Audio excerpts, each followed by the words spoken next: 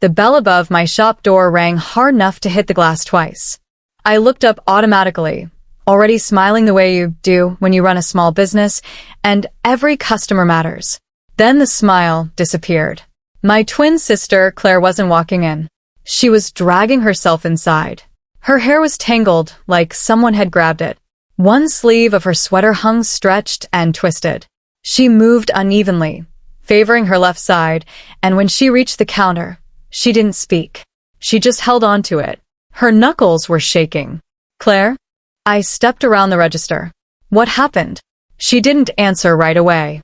Her breathing sounded shallow, controlled, the way people breathe when they're trying not to cry. Outside, traffic moved normally. Someone laughed across the street. The espresso machine hissed behind me. Everything felt normal except for the way my stomach dropped. I touched her arm gently. She flinched. Not dramatically. Not loudly. Just enough. And that scared me more than anything. "Who did this?" I asked quietly. She stared at the floor. Seconds passed. Then she whispered something I didn't understand. "What?" Her voice cracked. "Your husband's daughter." The words didn't register at first. I blinked. "What?" Claire swallowed hard, eyes glassy. She said, Claire inhaled shakily. She said you and I could both go to hell. The air felt heavier. My hands went cold. Claire finally looked at me, and I saw humiliation there, not just pain. She said I'll never be her mom, that you're trying to steal her dad. Claire's lips trembled, and she told me to stop pretending to be nice in front of him. I didn't move, didn't react, didn't raise my voice, because something inside me shifted into stillness. My husband wasn't home today, which meant only one thing.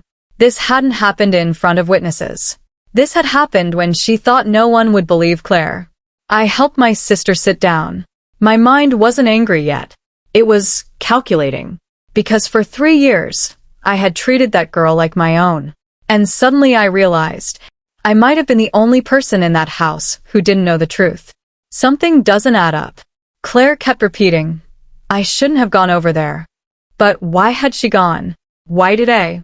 And why had my stepdaughter reacted with that level of hatred when nothing, at least on the surface, had ever been wrong between us?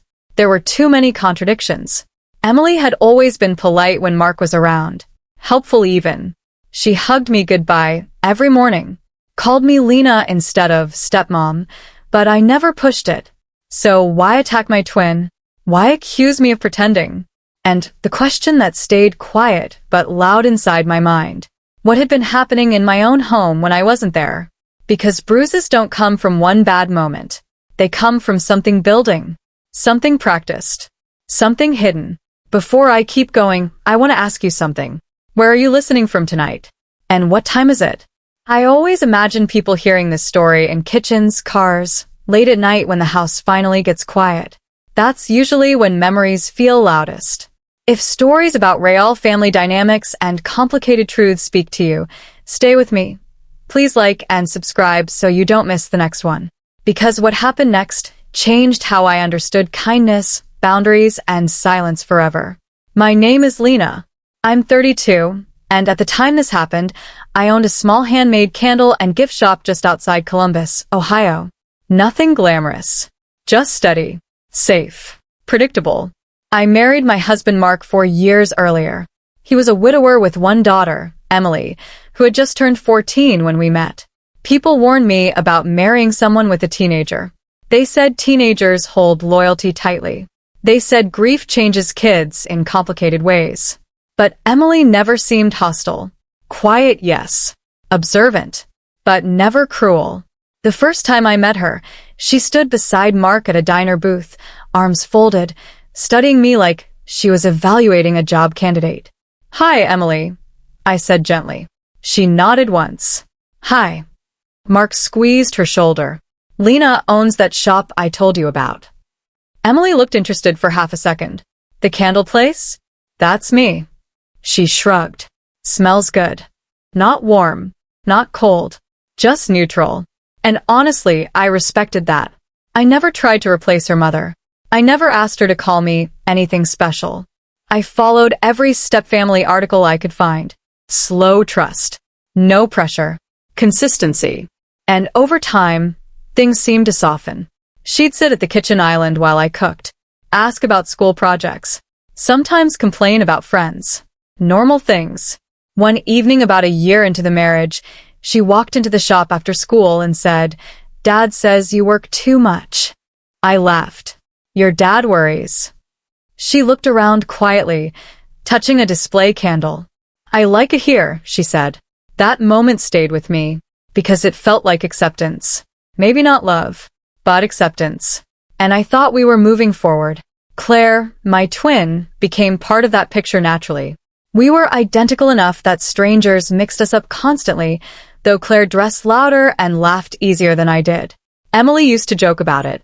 "Do you guys ever switch places?" she asked once. Claire grinned. "Only when Lena wants to escape responsibilities." Emily actually laughed. A real laugh. That memory would later replay in my mind differently, because now I wondered, had Emily ever truly trusted me? Or had she simply learned how to behave when her father was watching? Looking back, the signs were small. Too small to accuse anyone of anything. The first moment happened during a family dinner. Mark had made pasta. Emily sat scrolling on her phone while I set plates down. "Emily, can you grab the drinks?" I asked casually.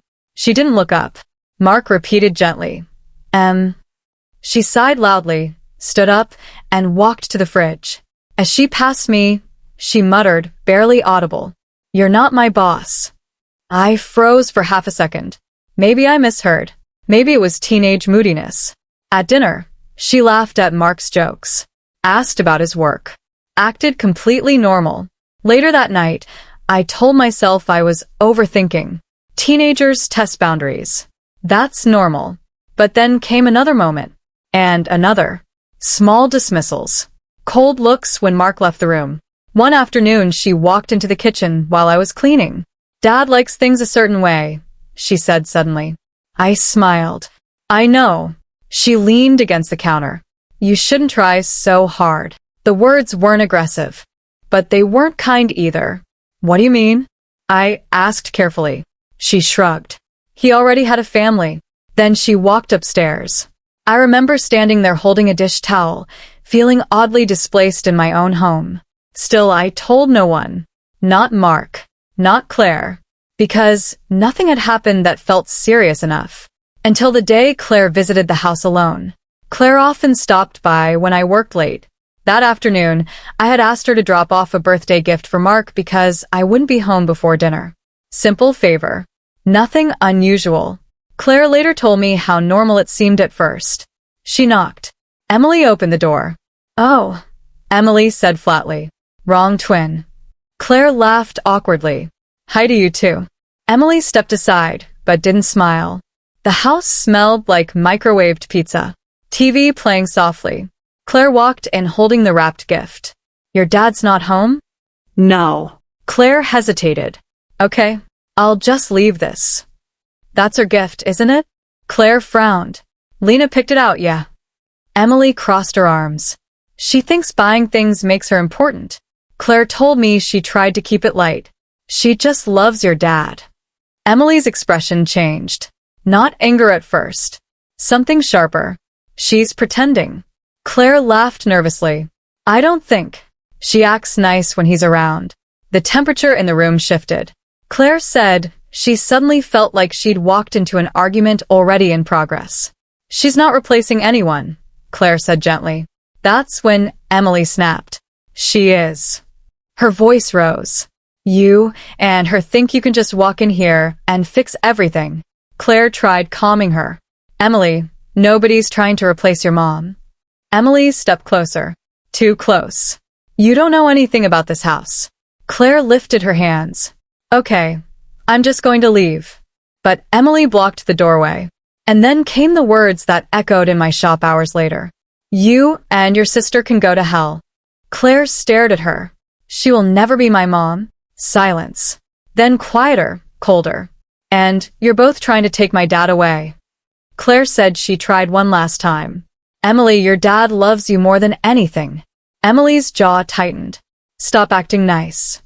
And then, she shoved Claire. Hard. Claire stumbled into the wall. Before she could react, Emily grabbed her sleeve, yelling things Claire barely remembered through shock. Another shove. A hit. Not wild. Not uncontrolled. Targeted. Deliberate. Claire finally pushed past her and left. Emily didn't follow. She just stood there, watching. As Claire told me this, I felt two emotions at once. First, disbelief. Second, recognition. Because suddenly all those small moments made sense. The muttered comments. The coldness when Mark wasn't home. Emily hadn't been confused. She'd been waiting, testing boundaries. And Claire, who looked exactly like me, had become the safe target. My mind kept returning to one thought. If she could do that to Claire, what was she capable of doing to me emotionally without witnesses? I handed Claire an ice pack. Why didn't you call me immediately? I asked softly. She winced. I didn't want to make things worse between you and Mark. You're my sister. I know. She hesitated. But Lena, she didn't look out of control. She looked sure. That word settled heavily. Sure. Did she seem scared after? I asked. Claire shook her head slowly. No. She looked relieved. I sat down across from her. The shop suddenly felt too quiet. What exactly did she say at the end? Claire swallowed. She said, now maybe she'll stop pretending. My chest tightened. Pretending. That word again. I realized something uncomfortable. Emily didn't hate randomly. She believed a story someone had allowed her to build. And Mark had never mentioned serious problems. Never warned me about resentment. Had he not seen it? Or had he avoided it? That evening, I called Mark. Hey, I said calmly when he answered. Hey, love. Everything okay? His voice sounded relaxed. Normal. Yes, I said. When will you be home? Late meeting. Why? I paused. Because in that moment, I made a decision I hadn't planned until seconds earlier. Nothing urgent, I said. Drive safe. I hung up. Claire watched me carefully. What are you thinking? I looked at my twin, at her bruised cheek, at the identical face that mirrored my own. And a memory surfaced. Emily laughing months ago. Do you guys ever switch places? I exhaled slowly. I think, I said quietly, it's time I stop reacting and start understanding. Claire frowned. What does that mean? I met her eyes. It means tonight, she's going to meet the version of me she thinks already exists. Claire's expression shifted from confusion to realization. You're not serious. I stood up. Calm. Certain. Yes, I said. Tonight, I'm going home as you. Silence filled the shop. Claire whispered. Lena, what are you planning? I picked up my keys. Not revenge, I said carefully. The truth. But inside, another thought formed, quiet and steady. If Emily believed kindness was fake, then I needed to see who she became when she thought kindness was gone. That night, I wore Claire's jacket, styled my hair the way she did, even borrowed her louder lipstick shade. Standing in my car mirror, I looked almost unfamiliar, not softer, sharper. I drove home slowly, heart steady, mind clear. The porch light was already on. Emily's bedroom window glowed upstairs.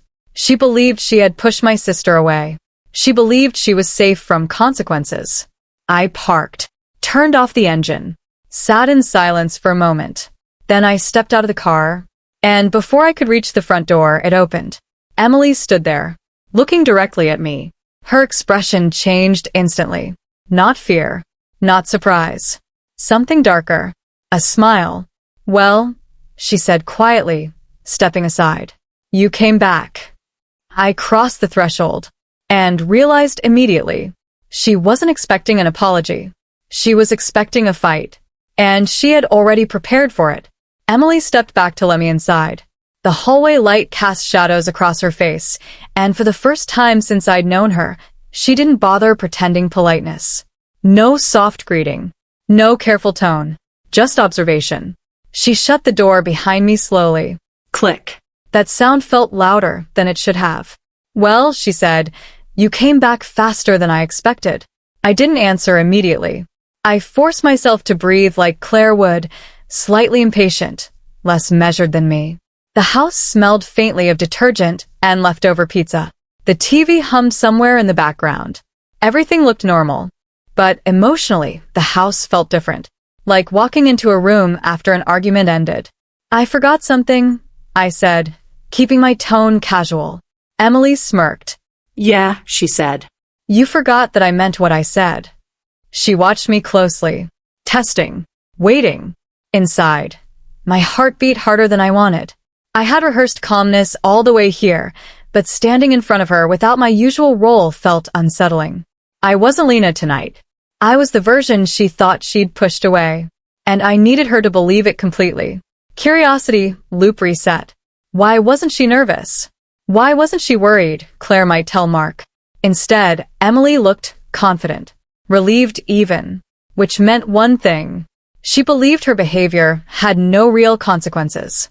And that realization scared me more than anger ever could. I set my purse down deliberately. Emily crossed her arms. So, she said, voice flat, did you run crying to her already? I tilted my head. Who? My dad's replacement wife. There it was again. Not stepmom. Not Lena. Just a role she refused to acknowledge. I shrugged lightly. Why would I? Emily's eyebrows lifted slightly. You didn't tell her? No. A pause. She studied me harder now. Interesting, she murmured.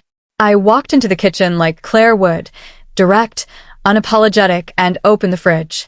You hungry? I asked casually. Emily laughed once. You're weird. I've always been weird. She followed me in. You really think she belongs here? I closed the fridge slowly. Instead of defending myself, which Lena normally would, I asked, why don't you? Emily hesitated. That tiny hesitation told me everything. Nobody had asked her that seriously before. She pulled out a chair and sat down heavily. You wouldn't get it. Try me. Silence stretched. The kitchen clock ticked loudly. Finally, she said, quieter. She acts perfect when Dad's around. I stayed still. What does that mean? Emily's voice sharpened. She laughs at everything he says. She cooks his favorite food. She talks soft like she understands him better than anyone. I let the words sit. Inside, something twisted, because those were things I had done out of care, but through Emily's eyes, they looked like performance. She's fake, Emily said. I asked gently, or maybe she's trying? Emily slammed her hand lightly on the table. No. She's replacing my mom. Her breathing quickened. And Dad lets her. Internal reflection. There it was. Not hatred. Fear. Displacement. But fear alone doesn't lead to violence. Something else had pushed her past that line.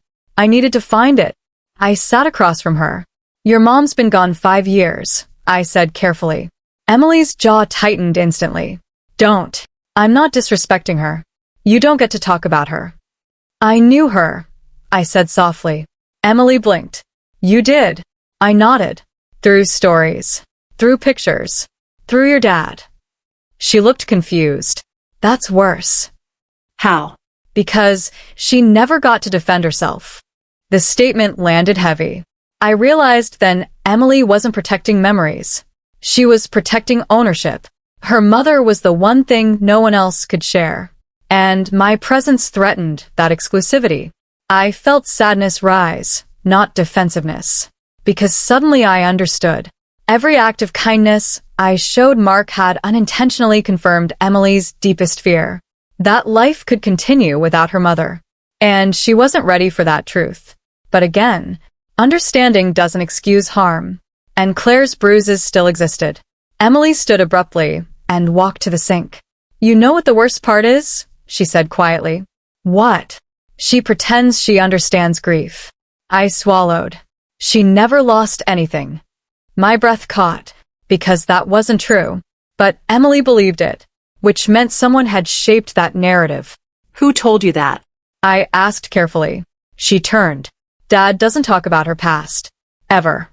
A cold realization crept in. Mark had never told Emily about my miscarriage 2 years before we met. Never mentioned my divorce. never shared my losses. To Emily, I was just new happiness arriving too easily. And Mark's silence had built the wall between us.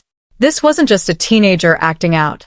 This was a family built on incomplete truths. And Mark had unknowingly allowed resentment to grow in the dark. But still, Emily chose violence. That part belonged to her. Emily leaned closer. She told you she loves him, right? I nodded cautiously. Emily's smile turned thin.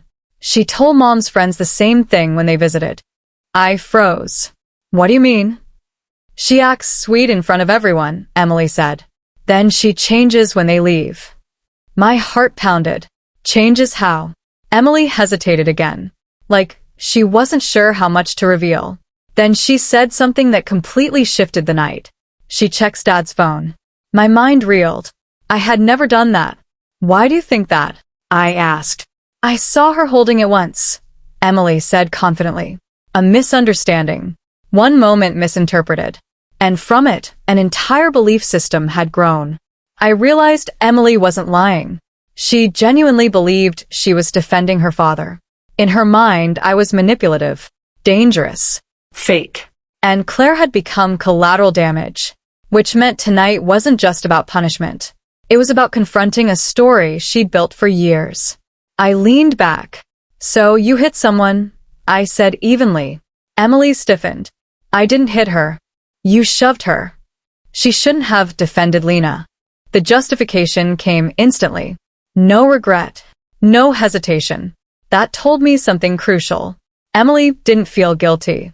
She felt justified, which meant exposure, not anger, would be the only thing strong enough to reach her. I realized this conversation was revealing more truth than any confrontation. She was talking because she believed she was safe, speaking to an outsider. And suddenly I understood why switching places mattered. Tonight, she wasn't filtering herself. I stood up slowly. You know, I said casually, Lena still cares about you. Emily scoffed. She cares about winning. What if she just wants peace? Emily's eyes hardened. Peace means she leaves. The certainty in her voice made the room feel colder. And if she doesn't? I asked. Emily shrugged. Then things get worse. I held her gaze. Worse how? She smiled faintly. You saw today. Internal reflection. That sentence stayed in the air like a warning. She wasn't ashamed. She was escalating. And suddenly I understood. If nothing changed, this behavior wouldn't stop with Claire. It would grow. Become emotional manipulation. False accusations. Maybe worse. I couldn't ignore it anymore.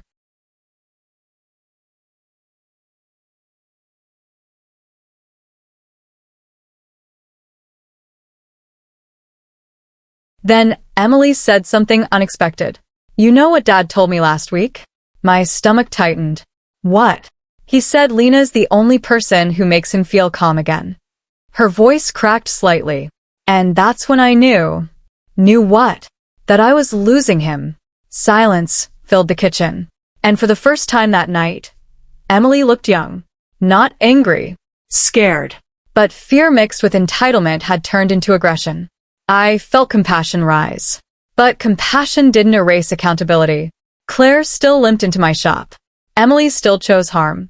And I understood my next step had to be careful. Because if I revealed myself now, she'd retreat into defense. The truth needed witnesses. I grabbed my purse. Emily frowned. Leaving already? Yeah. She smirked. Running again? I paused at the doorway. Then said casually, You should probably tell your dad what happened today. Her smile faded slightly. Why would I? Because secrets have a way of coming out. She watched me carefully. You won't tell him. I met her eyes and said the most honest lie of the night. No. I won't. She relaxed instantly. And that reaction confirmed everything. She trusted secrecy. She relied on silence. Walking to my car, my hands trembled slightly for the first time. Not from fear. From clarity. The problem wasn't only Emily. It was a house built on avoidance. Mark avoided conflict. Emily avoided grief. And I avoided confronting discomfort. That ended tonight. Claire waited at my apartment. The moment I walked in, she stood up. Well, I sat down slowly. She doesn't hate me, I said. Claire blinked. Then why? She thinks she's protecting her dad. I told her everything. Every word. Every confession. Claire listened silently. When I finished, she asked, "So what now?" I stared at my reflection in the dark window. Calm settled over me. Not revenge. Not anger. Something sharper. Truth with structure. "We don't confront her privately," I said. Claire frowned. "Why?" "Because privately, she rewrites reality." I exhaled. This has to happen where denial isn't possible. Claire's eyes widened. "You're going to expose her?" I shook my head slowly. No. I stood up. "I'm going to expose the truth." The next morning, Mark called me. "Emily said Claire stopped by yesterday," he said casually. My pulse slowed. "Yes." A pause. "She seemed upset last night," he added. I looked at the calendar. 3 days until Mark's birthday dinner. Family attending. Friends. Neighbors. People Emily respected. People Mark trusted.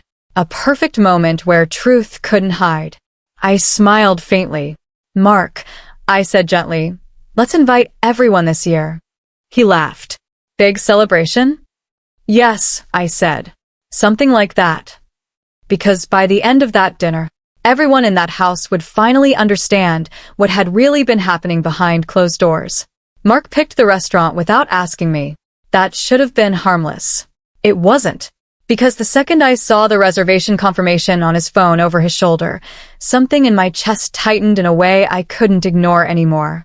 "Your parents are coming, right?" he asked casually. I nodded. "And Claire?" A pause. Then I said, "Yes." He smiled like everything was normal. Emily sat in the back seat during the drive, headphones on, staring out the window like she wasn't part of any of this. But I kept noticing something. She kept looking at me in the rearview mirror. Not often. Just enough to feel intentional. Like she was checking if I was still pretending. Something is already off. Why did Emily agree to come to this dinner without resistance? Why did Mark insist on a family celebration all of a sudden? And why did I feel like none of this was spontaneous? There was another layer underneath this dinner. I just didn't know who had started it. Yet. The restaurant was one of those mid-range places Mark liked. Warm lighting, quiet music, tables spaced too close for privacy, but too far for comfort. Perfect for pretending nothing is wrong. Claire arrived first. She avoided Emily's eyes immediately. Good. That meant she remembered. Mark hugged his parents. Laughed. Made jokes about aging. Normal surface-level noise. Emily sat across from me, quiet, composed, almost bored. But her foot kept tapping. Fast. I noticed. She was not relaxed. She was waiting. Halfway through appetizers, Mark leaned in slightly. "By the way," he said lightly, "Emily told me Claire stopped by the house the other day." My fork paused midair. Claire went still beside me. "Oh," I said carefully. Emily looked up immediately. Not at her father. At me. Watching. Measuring. Mark continued, unaware of the tension tightening the table. She said it was emotional. Claire opened her mouth. I gently placed my hand on the table, subtle signal. "Not yet." Mark laughed softly. "Teenagers, right? Everything feels bigger than it is." That sentence landed differently than he intended, because Emily didn't react like a teenager being defended. She reacted like someone being confirmed. I realized something in that moment. Mark wasn't lying, but he wasn't asking questions either. He was absorbing the version he was given, and that meant no one had told him the full truth, or he had chosen not to look deeper. Both outcomes were dangerous. Emily leaned back in her chair. "She cried," she said casually. Claire flinched. I didn't move. Mark frowned slightly. "Emily." "What?" she shrugged. "She did." I looked at her. "Why are you bringing this up now?" I asked calmly. Emily smiled faintly. "Because you act like nothing happened." The table shifted. Even Mark noticed now. "What happened?" he asked slowly.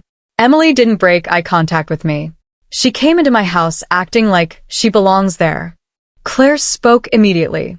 I came to drop off a gift. Emily tilted her head. And then, silence. This was the moment. I could feel it. Everything hinged on tone now. Not emotion. Control. I looked at Mark. Then at Emily. Then at Claire. And I understood the structure of the lie. Emily hadn't been simply reacting. She had been framing events after they happened. And Mark had been receiving only fragments. This wasn't a misunderstanding anymore. It was selective truth distribution. I set my fork down. Not dramatically. Just final. I think, I said calmly, we should stop talking around this. Emily's eyes sharpened immediately. Mark blinked. Lena? Claire looked at me once. That was enough. She knew. I had shifted. I want to clarify something, I said evenly. Emily leaned forward slightly. Yes, she asked. That small word had weight. She thought I was about to defend myself, or apologize.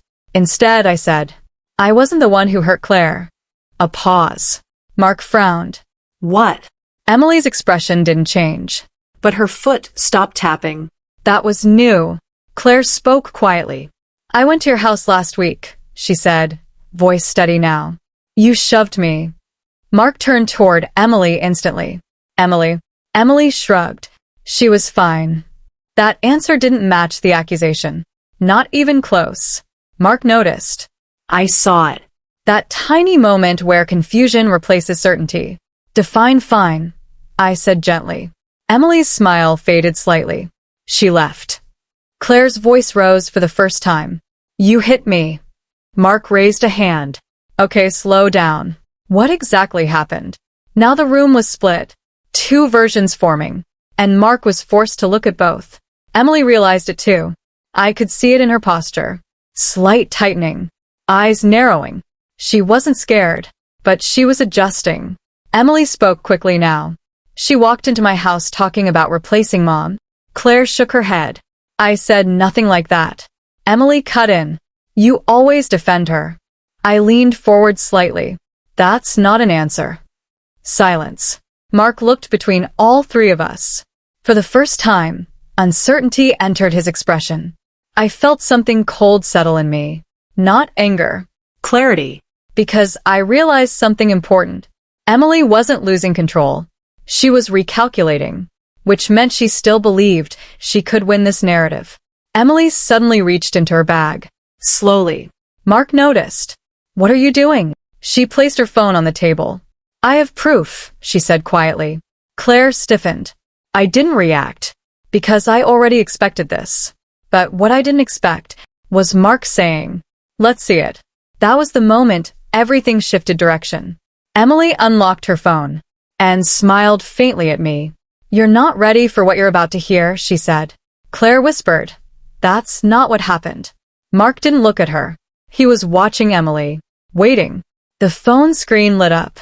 Emily tapped it and said, Dad, you should know what she's been doing in your house.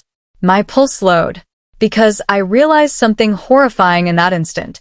She wasn't about to show proof. She was about to create it in real time. Emily turned her phone toward Mark. The glow from the screen reflected in his glasses. Everyone at the table leaned closer without meaning to. Even the waiter approaching with drinks slowed slightly, sensing tension the way strangers sometimes do. Emily pressed play. A voice filled the small space between us. Claire's voice. You're pushing her away? The recording sounded clipped, fragmented, out of context. Mark frowned immediately. What is this? Emily didn't answer him. She watched me, waiting for panic, waiting for denial, waiting for emotion she could use. But I stayed still, because I recognized the strategy instantly. Selective recording, partial truth, a story shaped by omission. Claire's face went pale. That's not the full conversation, she said quickly. Emily shrugged. It's enough. Mark looked confused. Emily, why were you recording? A tiny hesitation, barely visible, but I saw it, and I knew this was the first crack in her control. I record things sometimes, she said defensively. People lie. The table went quiet. That statement changed the atmosphere completely, because suddenly this wasn't about one argument. It was about distrust already living inside our home. I spoke gently. Mark, can I ask something first? He nodded slowly. Emily, I said calmly, when did you start recording conversations in the house? Her eyes narrowed. That's not the point. It actually is. She crossed her arms. You're trying to turn this around. No, I said evenly. I'm trying to understand why you expected conflict before it even happened. Mark looked between us again. Emily, were you planning to argue with Claire? Silence. No, Dad. You have to believe me. I did because people lie. Okay, the point is she is not who she pretends to be. Emily suddenly laughed lightly. You're all missing the real problem. She leaned forward. The real problem is Lena acts differently when Dad isn't home. Mark turned to me. I met his eyes calmly. Different how? He asked. Emily smiled. She checks your phone. She watches everything you do. The accusation landed quietly. Heavy. False. But dangerous. Because doubt doesn't need evidence to exist. I didn't defend myself immediately. That surprised Emily. I saw it. She expected interruption. Instead, I folded my hands. Mark, I said softly, have you ever felt monitored by me? He blinked. No. Emily interrupted. You wouldn't notice. He raised his hand gently. Emily. The room stilled. And for the first time that night, Mark sounded firm. Why do you believe that? Emily. Because I've seen things. Me. What things? Emily. You hovering around his phone. Me. Once. When it was ringing while you were upstairs. Emily. You always have an excuse. Claire. Emily, listen to yourself. Emily. You stay out of this. Mark. No. She doesn't stay out of this if she was hurt. Emily. She exaggerated. Claire. I had bruises. Mark. Bruises? The word hit him visibly. He turned fully toward Claire now. What bruises? Claire hesitated, then slowly pushed her sleeve back. The faint yellowing marks were still visible. Mark's face changed. Not anger. Shock. Realization arriving too late. Mark looked at Emily. Did you do this? Emily's confidence flickered for the first time. She was yelling at me. Claire shook her head immediately. I wasn't. Emily's voice sharpened. She came into my house defending Lena. Mark's tone hardened slightly. That doesn't justify hurting someone. Even if someone is yelling, the sentence hung in the air. A boundary finally spoken aloud. Emily froze. Because this was new. Her eyes moved rapidly between us. Dad. I could almost see the calculation happening. She needed to regain narrative control. So, she changed tactics. Tears appeared suddenly. Not explosive. Measured. I just don't want to lose you, she whispered to Mark. The entire table softened instinctively. Even Claire's shoulders lowered slightly. It was effective. It was human. And it was incomplete. I reached into my purse calmly. Mark, I said gently, before we go further, there's something you should know. Emily looked at me sharply. I placed my phone on the table. I didn't come here unprepared. Her expression tightened instantly. What do you mean? I turned the phone toward Mark. This is security footage from my shop. My shop. Emily's breathing changed. Small. Faster. Because earlier that week, after hearing Claire's story, I had checked the street cameras outside my shop. And what they showed mattered. I pressed play. The video showed Claire entering my shop. Stumbling. Holding her side. Mark leaned closer. Is that from the same day? Yes. The footage continued. Claire lifting her sleeve. The bruising clearly visible. The timestamp undeniable. Emily whispered. That proves nothing. I nodded calmly. You're right.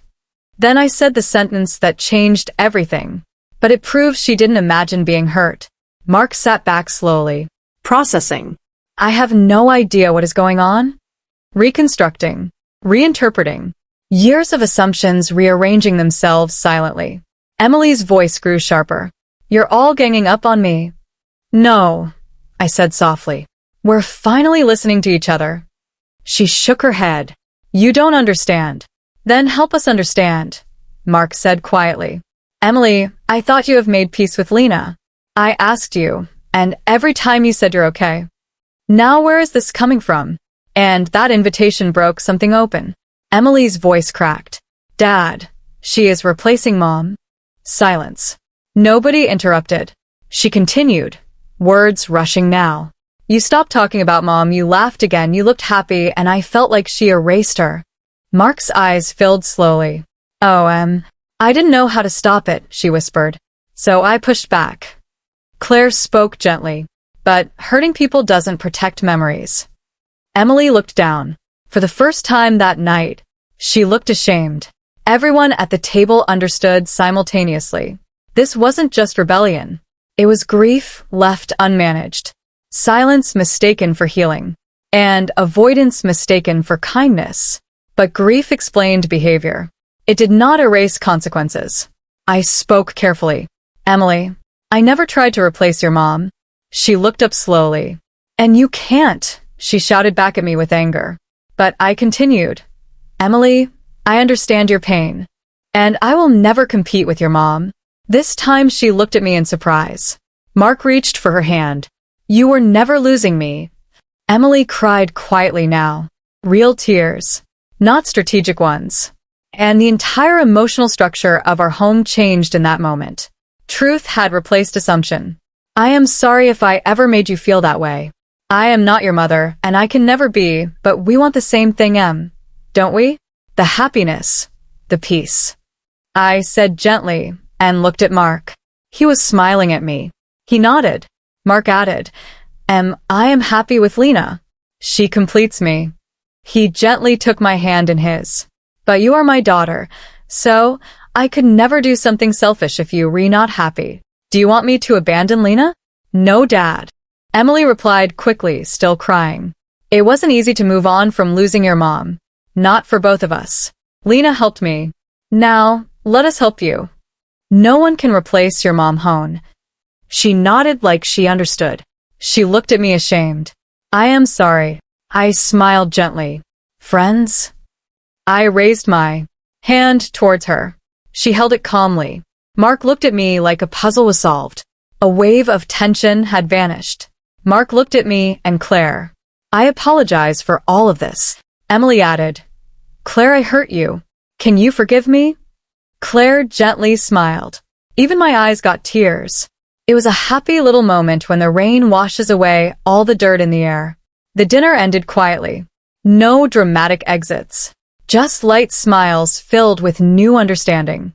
In the car ride home, Emily didn't put her headphones on. She sat forward, thinking, processing. Mark drove slower than usual, kept talking and cracking jokes. Finally, he said softly, we should have talked about this sooner. I nodded. Yes.